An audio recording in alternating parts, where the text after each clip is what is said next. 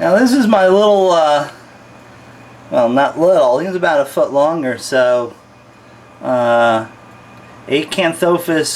rugosus, the rough death adder from Papua New Guinea. And you can see him back there. He just shed today, and you can see him caught alluring. And this is such a cool natural behavior that I try to foster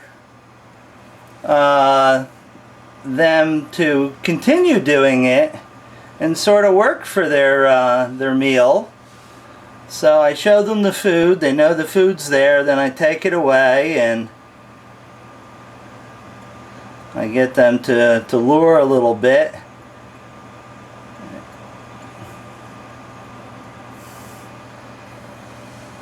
And then when they're luring, I show the food a little bit more, trying to keep it out of reach. But you know, these guys are lightning fast and fly through the air with the greatest of ease. So try to get him to lure some more. And you know, if he was on the other side, I could, you know, make Mr. Mouse do a happy dance and get him, you know, a little bit more stimulated to feed.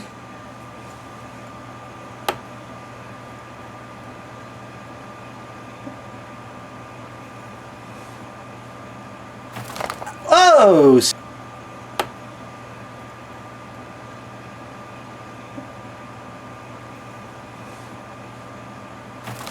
Oh!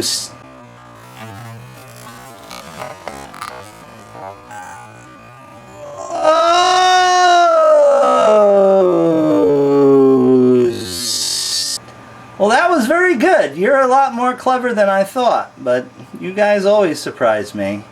Oh, now look at him lure. Come on, keep the deal going. Come on, keep it going. Alright, let's see if we can do this and keep the pointy end in view too. Here you go, bud. You earned it.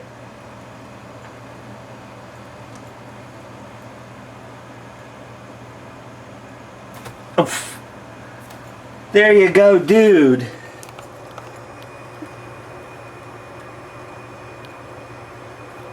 Come on, focus, focus, focus.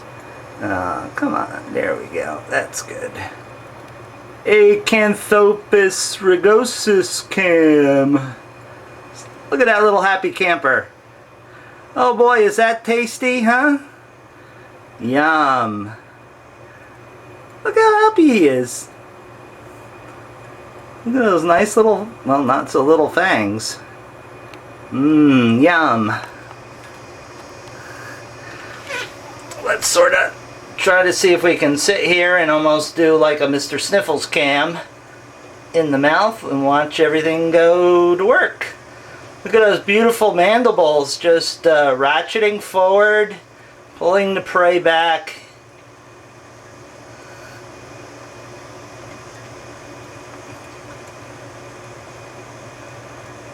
Again, folks, this is an elapid. An elapid that can move his fangs about like that with vertical pupils. How cool is that? That is like an oddity in the venomous snake world. An elapid with the characteristics of the viper, filling that niche in Australia and Papua New Guinea for ambush predators. Because, as you know, in the mainland in Australia, you know, the taipans and the black snakes and king browns, they're all active hunters and stuff. These guys are the sit and wait characters. Very cool animals. And this guy's one of my favorites. Okay, bud, there you go. How's that? And that's all you get for today, okay? Beautiful, beautiful snake. Look at that coloration. And he really likes his habitat here. He, you know, he hides under the leaves, hides under the brush. Definitely loves it. Okay, bud, there you go. Alright, easy. There we go. Here's our friendly neighborhood Protobothrops cornutus. So, young male I have. These are from Vietnam.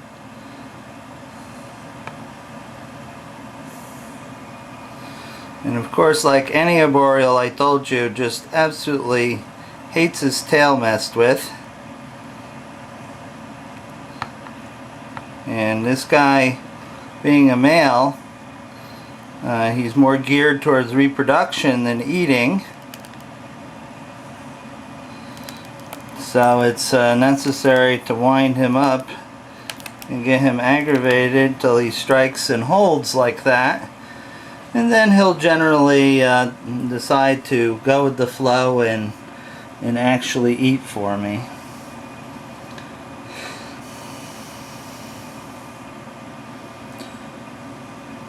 There's really not a whole lot of information written about these snakes, and I haven't really had the time to go to a biology department library or someplace like that I might be able to look up publications regarding this species in some of the old journals and stuff that you know, an old school biology department might have.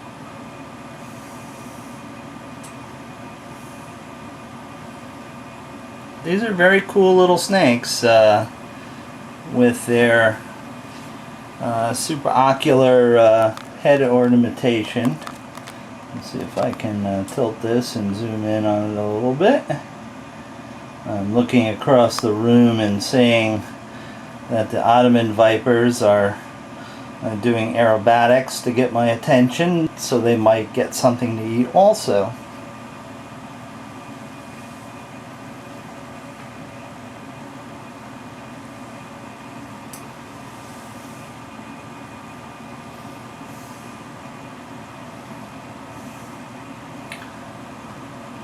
Oh, looks like I need to charge my battery here, so I will just stop this before it rudely interrupts what I'm doing. And Mr. Cornutus here is look like he's getting ready to position for the final swallow.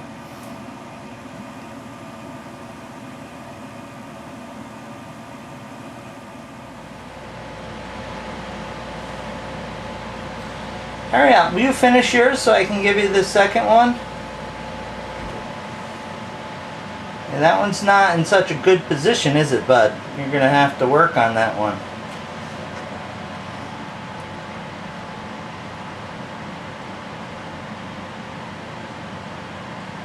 There.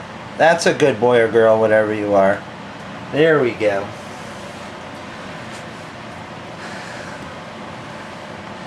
That's really, really good when you can just pop the next one right in the mouth, and they're that used to you that they allow you to do that. That's a reasonable amount of trust of the animal.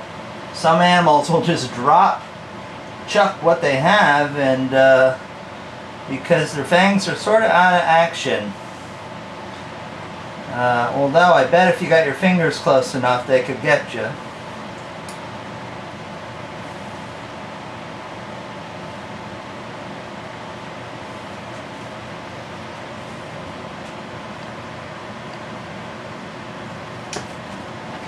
Here, these guys are a bit twitchy, but let's try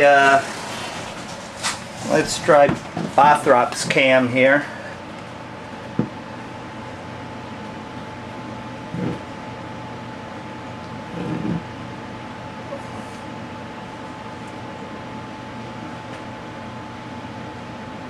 Bothrop's Atrox cam. The common lancehead. See what I mean? That specimen's got the light postocular stripe, and the other one has that really dark one that you can see there.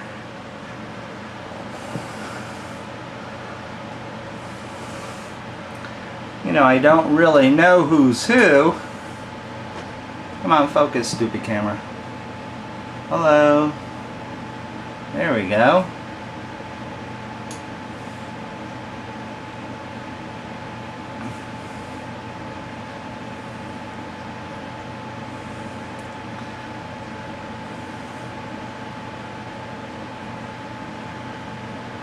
Now these guys are speed demons also.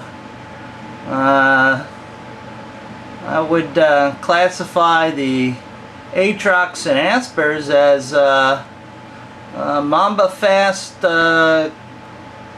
pit vipers of South and Central America. It's amazing how fast these guys go when they really want to be. Okay, are you getting weirded out? No problem. I would rather back up and get the heck out of the way than to cause a fracas. There you go, see? Okay. Well, that's all for the common Lancehead. Squam thinks he's got a takeout order there. And was departing his box. Well, of course it would be nice if he ate. Male squams are always a problem to get the feed. Are you going to hit the camera? Huh? You going to hit the camera? I want you to eat. I don't want you to strike the camera. Come on.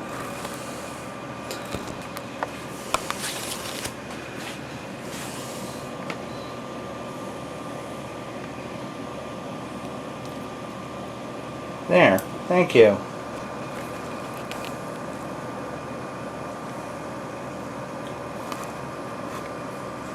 As I was saying,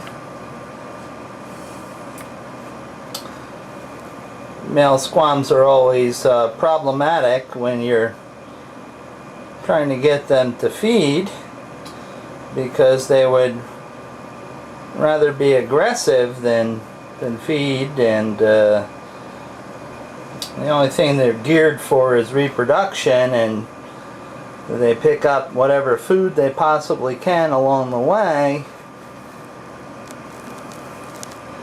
And if that fits with their schedule, that's perfectly okay. Other than that, it's a luxury.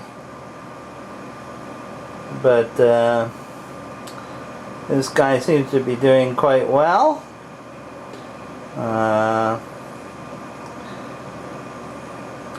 He's quite a beautiful little guy.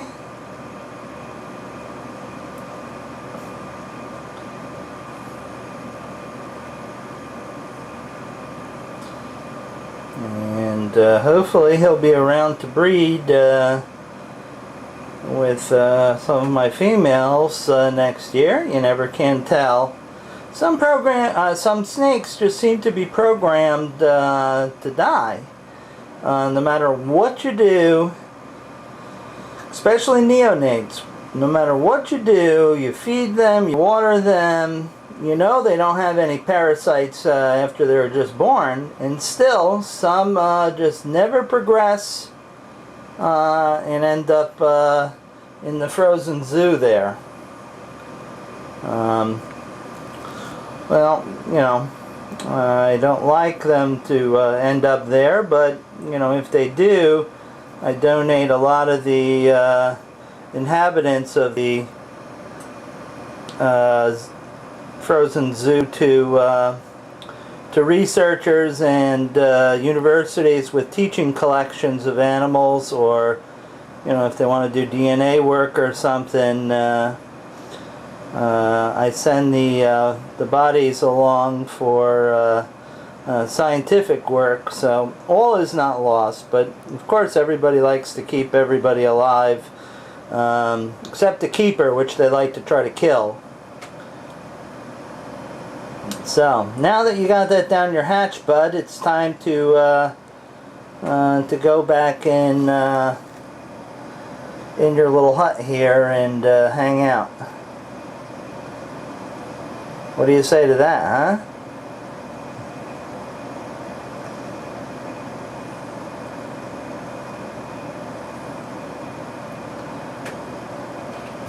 Okay. Well, that's the end of Mr. Squam here. You can see him doing sort of a saw scaling routine. I've seen Ceratophora, and I've seen, of course, Squaminger do it because it's doing it right in front of my eyes.